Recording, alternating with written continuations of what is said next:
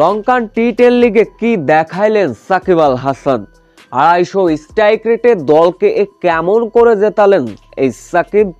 বিস্তারিত জানতে ভিডিওটি না টেনে সম্পূর্ণ দেখার অনুরোধ রইল। কিছুদিন আগে দুবাইয়ে অনুষ্ঠিত টি10 লিগ শেষ হতে না হতেই আবারও লঙ্কান টি10 লিগে যোগ দিলেন সাকিব আল হাসান।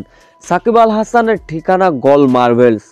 এদিন গল মার্বেলসের বিপক্ষে আগে বোলিং করতে নেমেছিল সাকিবের গল, যেখানে গল মার্বেলস রানদোর দুর্দান্ত বোলিং, 3 উইকেট নিয়েছিলেন একাই। অবশ্য সাকিব আল হাসান অবশ্য করেছিলেন একটি মাত্র ওভার, যেখানে মাত্র 7 রান দিয়েছিলেন, উইকেট ছিলেন 0, যার ফলে গল মার্বেলসকে 101 রানের লক্ষ্য ছুড়ে দিয়েছিল ক্যান্ডি বোল্টস। লক্ষ্য তাড়া করতে নেমে গল মার্বেলসের 2 ওপেনার দুর্দান্ত শুরু করেন।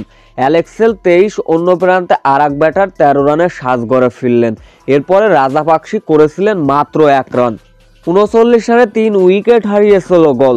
সেইখানে অবশ্য ব্যাটিং করতে নামলেন সাকিব আল হাসান এবং অ্যান্দ্রু ফ্লেচার।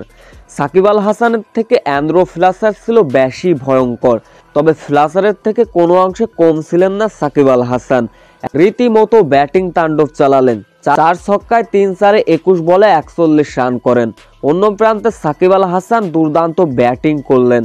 2 ছক্কায় 1-4-এ 8 বলে 20 রানের দুর্দান্ত ইনিংসটি খেলেছেন। স্ট্রাইক রেটটা ছিল কিন্তু দেখার মতো, 250 রানের। সাকিব আল হাসানের এমন দুর্দান্ত ব্যাটিংয়ে ভর করে 7.4 বলে জয়ের বন্দরে পৌঁছে যায় গল মার্বেলস।